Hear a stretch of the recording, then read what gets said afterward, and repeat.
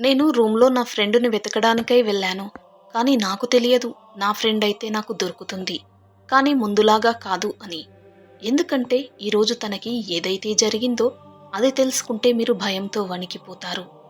ఆమె పేరు మమత. ఆమె చాలా అందంగా ఉంటుంది. ఆమె పెద్ద పెద్ద కళ్ళు అంటే నాకు చాలా ఇష్టం. ఆ కళ్ళల్లో ఎన్నో ఆశలు తన జీవితం పట్ల ఉన్నాయి. ఆమె ఎప్పుడూ తన కుటుంబం కోసం మరియు తన దేశం కోసం ఏదైనా సేవ చేస్తూ ఉండాలి అని అనుకుంటూ ఉండేది ఎప్పుడు. మేము ఇప్పుడు మెడికల్ కాలేజీలో చివరి సంవత్సరం చదువుతున్నాము. జూనియర్ డాక్టర్స్గా పనిచేస్తున్నాము. గవర్నమెంట్ హాస్పిటల్లో డాక్టర్గా జాబు వస్తే చాలా సంతోషంగా ఉంటుంది ఎవరికైనా. కానీ అక్కడికి ఎక్కువగా నిరుపేదలు మరియు పెద్దగా చదువుకోని వారే వస్తూ ఉంటారు. వాళ్ళు ఎన్నో ప్రశ్నలు అడుగుతూ ఉంటారు. వాళ్ళడిగే అన్ని ప్రశ్నలకు సమాధానాలు చెప్పలేక డాక్టర్స్ ఒక్కోసారి చిరాకు పడుతూ ఉంటారు. కానీ మమత అలా కాదు. చాలామంది డాక్టర్స్ నైట్ డ్యూటీ చేయాలంటే ఆసక్తి చూపేవారు కాదు. కానీ మమత మాత్రం ఏ డ్యూటీ చెప్పినా కాదనకుండా చేస్తూ ఉండేది. డాక్టర్స్ ఉన్నది సేవ చేయడానికి. పేషెంట్స్కి డాక్టర్స్ యొక్క అవసరం పగలైనా రాత్రైనా ఎప్పుడైనా ఉండవచ్చును. డాక్టర్స్గా మనం డే టైం పని చేస్తామంటే కుదరదు కదా. రాత్రి సమయాల్లో కూడా పేషెంట్స్కి అవసరాలు ఉంటాయి. వారి అవసరాలను డాక్టర్స్గా మనమే చూడాలి కదా. వాళ్లకున్న ఇబ్బందులను తొలగించడానికి అంటూ ఉండేది. మేము పనిచేసే హాస్పిటల్లో మెడికల్ కాలేజ్ ఉండేది. ఇక్కడే లెక్చరర్స్ ఉండేవారు. లర్నింగ్ హాస్పిటల్ కూడా ఉండేది. మేము ఇక్కడే చదువుకున్నాము. ఇప్పుడు ఇక్కడే హౌస్ సర్జన్గా వర్క్ చేస్తున్నాము. మమత చాలా మంచి అమ్మాయి. తనతో నేను అప్పుడప్పుడు చెప్పేదాన్ని, నువ్వు మరీ ఇంత మంచిదానిలా ఉంటే ఎలా? ఒకవేళ ఎప్పుడు నువ్వు మరీ ఇంత మంచిగా ఉంటే అందరికీ చులకనైపోతావు అనేదాన్ని. అప్పుడు మమత అనేది, నేను డాక్టర్ కావడానికి ఎన్నో కలలు కన్నాను. ఆ కలలన్నీ కేవలం నా ఒక్కదాని కోసమే కాదు. నేను కన్న కలల్లో ఈ సమాజం కూడా ఉంది. నేను ఈ సమాజానికి ఏదైనా సేవ చేయాలి అనుకున్నాను. అందుకే నేను ఎంతో కష్టపడి చదువుకున్నాను. నా చదువు కోసం మా అమ్మ తన యొక్క నగలను అలాగే మా నాన్న మాకున్న భూమిని అమ్మి నన్ను చదివించారు. వాళ్ళ త్యాగం నా కష్టం వలన నేను ఇప్పుడు ఈ స్థాయికి వచ్చాను. నేను కోరుకున్న డాక్టర్ని అయ్యాను. ఇప్పుడు మిగిలింది ఈ సమాజానికి సేవ చేయడమే. లేకపోతే నేను ఇంత చదివి ఏం లాభం? ఎప్పుడూ స్వార్థం లేకుండా సేవ చేయాలి. అప్పుడే మనం ఎంత కష్టపడి చదువుకున్నా ఈ యొక్క చదువుకి అర్థం పరమార్థం ఉంటుంది అని అంటూ ఉండేది.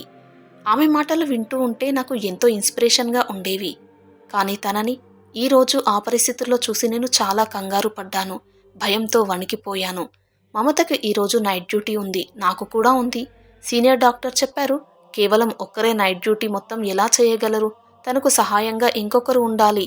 అంతేకాకుండా పేషెంట్స్ చాలా ఎక్కువగా ఉన్నారు అని చెప్పారు. ఒక డాక్టర్ నైట్ షిఫ్ట్ ఉందంటే దాని అర్థం అతను రాత్రంతా మేల్కొని ఉండాలని కాదు. అతను హాస్పిటల్లో అనువుగా ఉంటే చాలు. ఎమర్జెన్సీ సమయంలో తన సహకారం అవసరం ఉంటుంది. షిఫ్ట్ చేంజ్ అయ్యేటప్పుడు ఏదైనా ఎమర్జెన్సీ డ్యూటీ వస్తే ఆ కేసు కంప్లీట్ చేసి వాళ్ళు డ్యూటీ దిగి వెళ్ళవలసి ఉంటుంది. ఒకవేళ ఆ రాత్రిలో ఎమర్జెన్సీ డ్యూటీ లేనప్పుడు డాక్టర్ రెస్ట్ తీసుకోవడానికి ఒక రూమ్ ఉంటుంది. ఎమర్జెన్సీ వచ్చినప్పుడు వెళ్ళి ట్రీట్మెంట్ చేస్తే సరిపోతుంది. ఈ పద్ధతి ప్రతి హాస్పిటల్లోనూ ఉంటుంది. మమత అందరినీ ఎంతో ప్రేమగా పలకరిస్తూ ఉండేది. ఆ రోజు రాత్రి మాకు పెద్దగా ఎమర్జెన్సీ కేసులు ఏమీ లేవు. దాంతో పద ఇంక వెళ్ళి రెస్ట్ తీసుకుందాం అన్నాను నేను మమతతో. అప్పుడు తను అన్నది, లేదు, నేను ఒకసారి వెళ్ళి రౌండ్ వేసి వస్తాను. ఎవరికైనా ఏదైనా అవసరం ఉండి ఉంటుంది.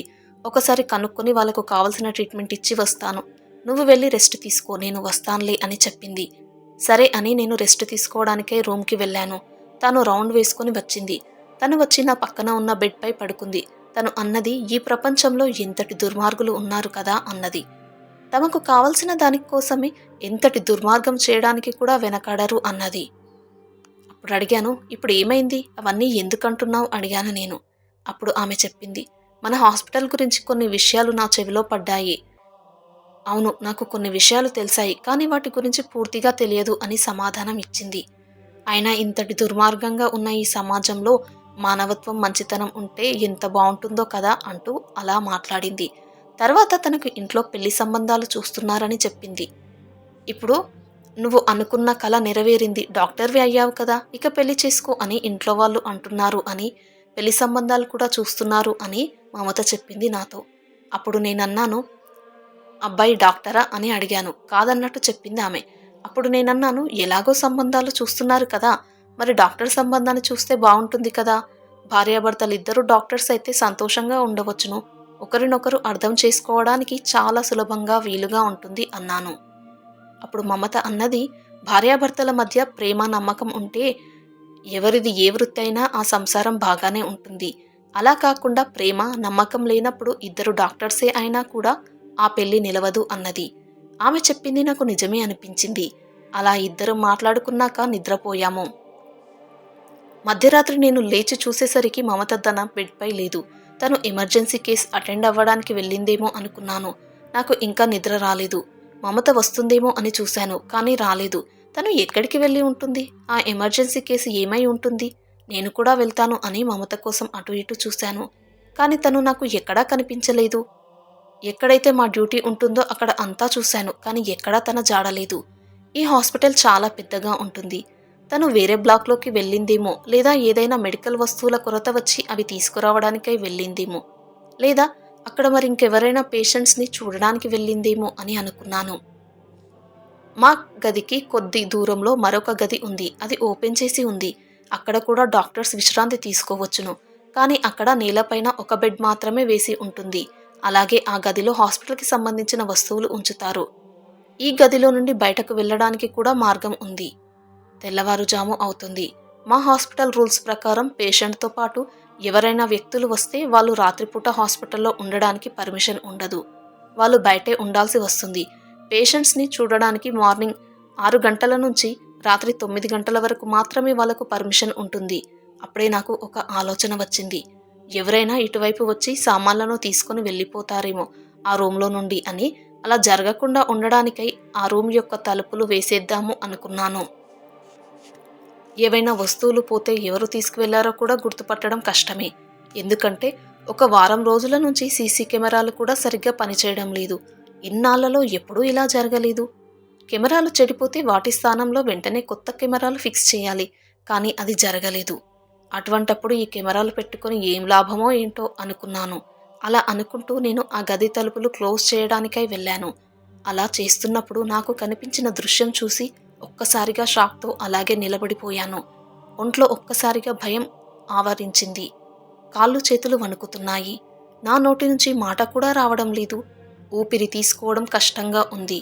ఒక్కసారిగా తేరుకొని నా శక్తినంతా కూడా తీసుకొని బాధతో ఉన్న గొంతుతో గట్టిగా కేకలు వేశాను. అక్కడ ఉన్న స్టాఫ్ వాళ్ళంతా పరిగెత్తుకుంటూ వచ్చారు. వాళ్ళు కూడా ఆ దృశ్యాన్ని చూసి ఆశ్చర్యపోయారు. నన్ను అక్కడి నుంచి దూరంగా తీసుకువెళ్లారు. నాకు తెలియకుండానే నా కాళ్ళు తడబడుతున్నాయి. నాకు దుఃఖం ఆగడం లేదు. మమత లే, ప్లీజ్ మమత లే అంటూ ఏడుస్తూ రోధిస్తున్నాను. కానీ ఆమె ప్రాణాలతో ఉందా లేదా చనిపోయిందో కూడా నాకు తెలియడం లేదు. బహుశా అపస్మారక స్థితిలో ఉందేమో అనుకున్నాను. నన్ను వీళ్ళు అక్కడి నుండి దూరంగా తీసుకువచ్చారు. నేను అక్కడే ఉండి ఉంటే తనకు సహాయం చేసేదాన్ని. తనని చెక్ చేయలేకపోయాను. అందుకే నేను అక్కడికి వెళ్ళడానికి ప్రయత్నిస్తున్నాను. కానీ నన్ను వీళ్ళు వెళ్ళనివ్వకుండా అడ్డుకుంటున్నారు. అలాగే ఏడుస్తూ ఉన్నాను. ఉదయం అయిపోతుంది. నాకు మమత ఎక్కడా కనిపించడం లేదు. తనకు వేరే ఎవరు కూడా ట్రీట్మెంట్ చేస్తున్నట్టుగా అనిపించడం లేదు. అంటే తను ఇక నాకు ఎప్పటికీ కనిపించదా?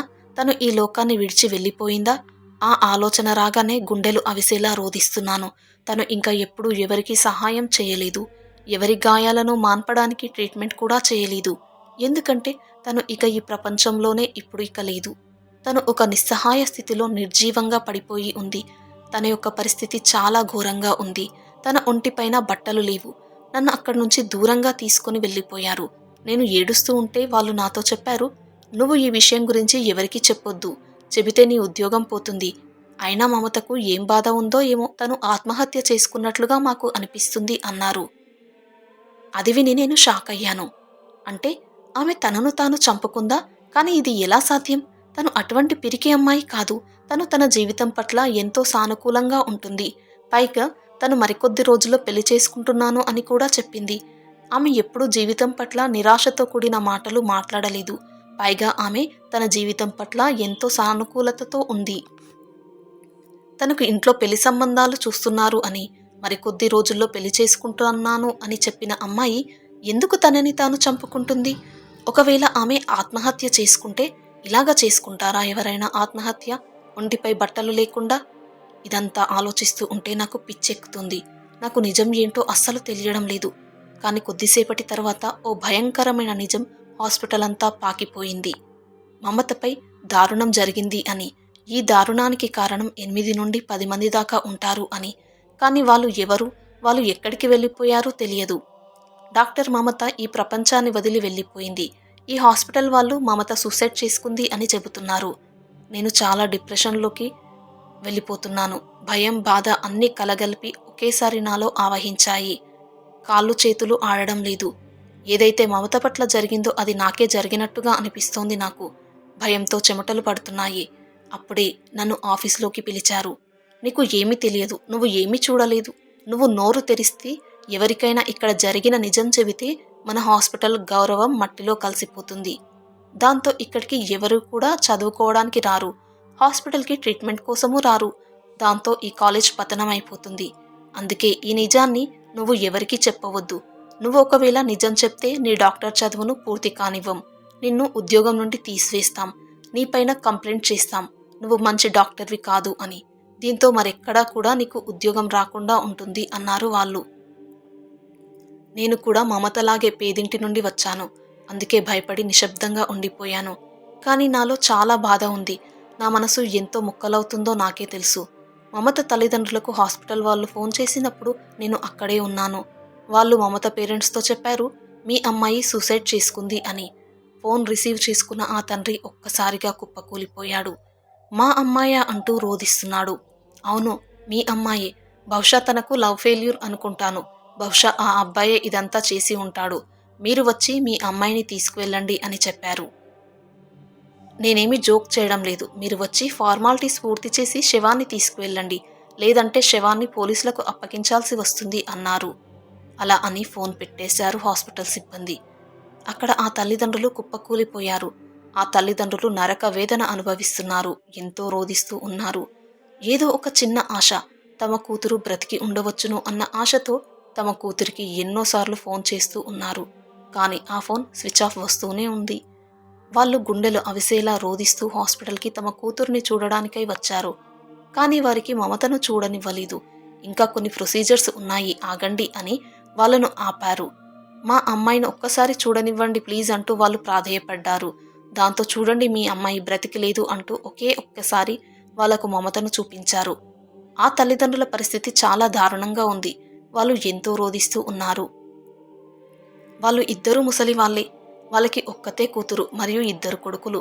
మమత వాళ్ళ అమ్మ రోదిస్తూ నన్ను అడిగింది, నీకు మంచి ఫ్రెండ్ కదా మమత, ఇది ఎలా జరిగింది, ఏమైంది అని అడిగింది. అప్పుడు నేను నాకు తెలిసింది చెప్పాను.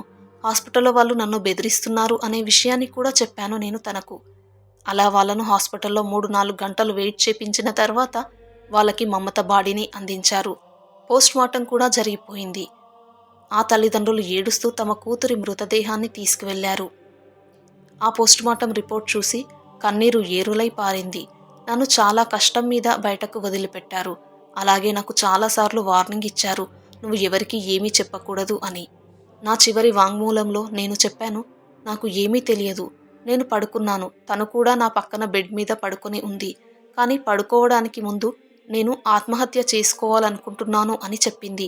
అప్పుడు నేను ఎందుకు అడిగాను. కానీ తను సమాధానం చెప్పలేదు. నేను ఉదయం లేచి చూసేసరికి తను ఆత్మహత్య చేసుకుంది అని. ఈ విధంగా నాతో బలవంతపు వాంగ్మూలం తీసుకున్నారు వాళ్ళు. ఎందుకంటే నేను ఒక పేదింటి కుటుంబం అమ్మాయిని. నిజం చెబితే నా భవిష్యత్తు, నా కుటుంబం భవిష్యత్తు ఎలా ఉంటుందో అని భయం వేసింది నాకు. కానీ అప్పుడే నాపై నాకే అసహ్యం వేసింది. భయంతో నేను నా స్నేహితురాలిని మోసం చేశాను అనిపించింది. నాకు ఆ భగవంతుడు ఎంతటి నరకాన్ని ప్రసాదిస్తాడో అనుకున్నాను. ఈ సమయంలో నా మనసులో 2 భావాలను మోస్తున్నాను నేను.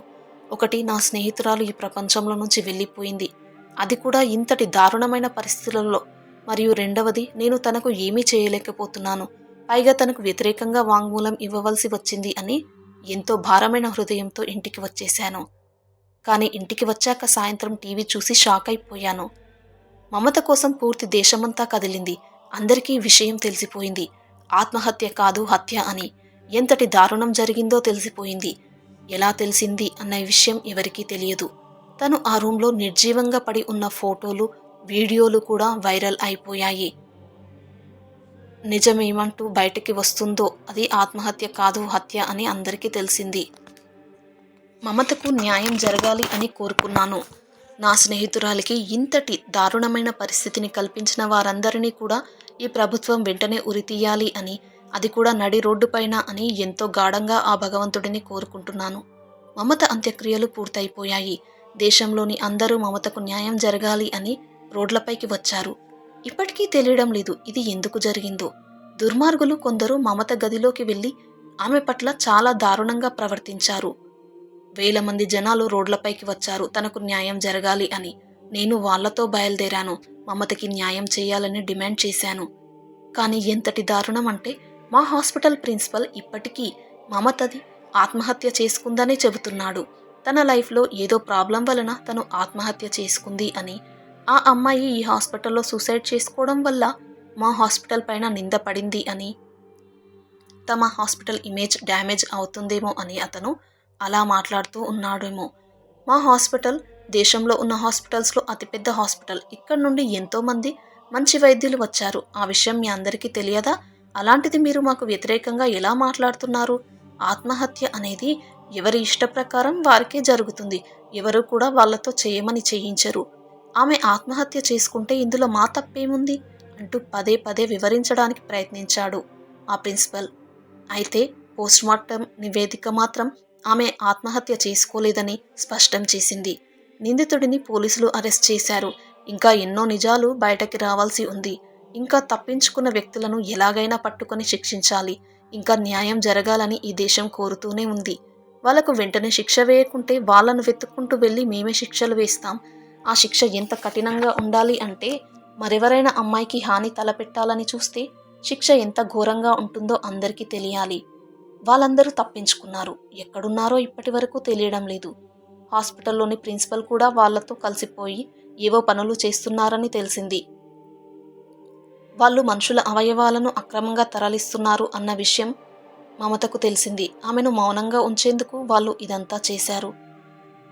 ఇంకెవరు మళ్ళీ తమపై నోరు ఎత్తడానికి కూడా సాహసించకూడదు. అందుకే వాళ్ళు ఆమె పరిస్థితిని మరీ ఇంత దారుణంగా తయారు చేశారా?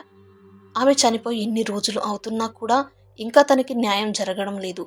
తనకు న్యాయం కావాలని డిమాండ్ చేస్తూ వీధుల్లోకి వస్తున్నాం. తన కోసం ఎంతోమంది వీధుల్లోకి వస్తున్నారు. వారందరినీ చూసి నాకు ఆశ్చర్యం కలుగుతుంది.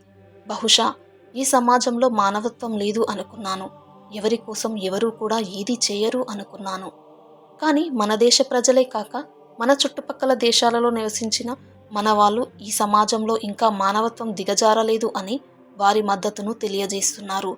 మమతకు న్యాయం జరగాలని పోరాటం చేస్తున్నారు. మమత ఒక చిన్న పట్టణంలో చిన్న కుటుంబం నుంచి వచ్చిన అమ్మాయి. అటువంటి అమ్మాయి డాక్టర్గా ఎదగడం అంత సులభమైన విషయమేమీ కాదు. అందుకోసం చాలా కష్టాలు పడాల్సి వస్తుంది. అలా మమత ఎన్నో కష్టాలు పడి చదువుకొని డాక్టరే సమాజానికి సేవ చేయాలి అనుకున్న ఆమెకి తను పనిచేసే దగ్గరే తనకు రక్షణ లేకుండా పోయింది ఈ దేశంలో.